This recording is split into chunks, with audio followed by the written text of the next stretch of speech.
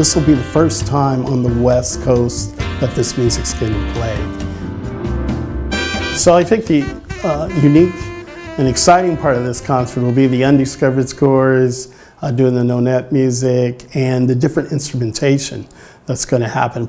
The Birth of the Cool is historically important, one because Miles Davis was the lead trumpet and flugelhorn player on it. Also, they added Lee Konitz to this group and Jerry Mulligan as well, and Barry Sachs.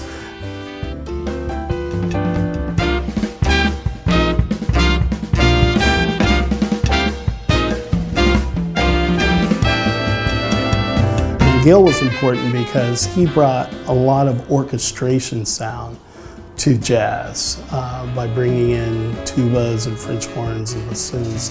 A lot of composers hadn't been doing that except for Duke Ellington. So it was a nice connection, and also Gil's connection with Miles Davis. Plus some eras he worked with Claude Thornhill, which was the early 30s, the stuff he did with Bob Hope's show.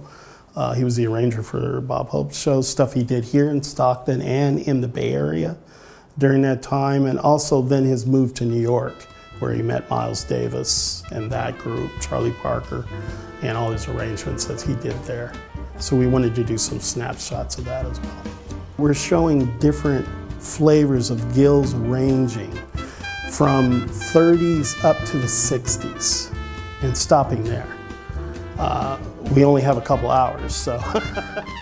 Well, I was excited to do this Gil Evans concert because we were working with Maria Snyder. We got to meet Ryan Truesdell, who's composer arranger as well, who found these undiscovered scores.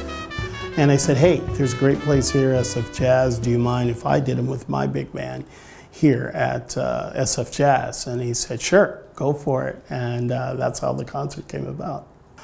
So the excitement of being a composer arranger, doing another composer arranger's pieces, and also Gil's a piano player, and I'm a piano player. So I can actually see why he left the piano out in a lot of his arrangements, because he used the orchestra as the piano.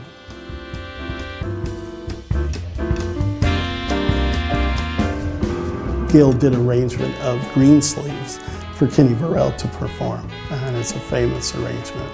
It's wonderful because it's just guitar, bass and drums with Gil's horn and woodwind arrangement around it. And the fact that he left it with that trio and then wrapped around it his big band, but with bassoon, French horn, and oboe, so the sound of it is very different.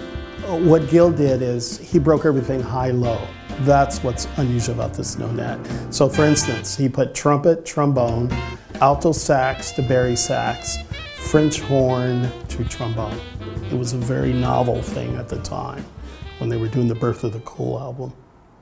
One of the pieces, Punjab, was written in the early 60s, is right out of the Indian raga, classical music. You're gonna hear tablas, you're gonna hear a string instrument, with the big band. So those are things I think people are going to find very interesting, because he was also connected to what was current at the time. So a lot of the Indian music came in the early 60s with Ravi Shankar.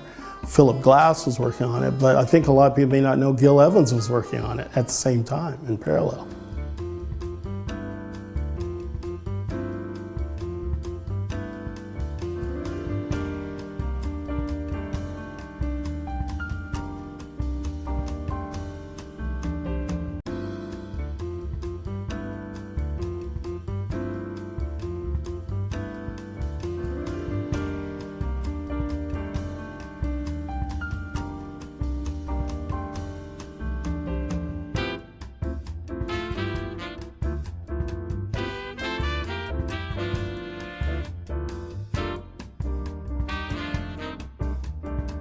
For tickets, visit www.mcquarry.org.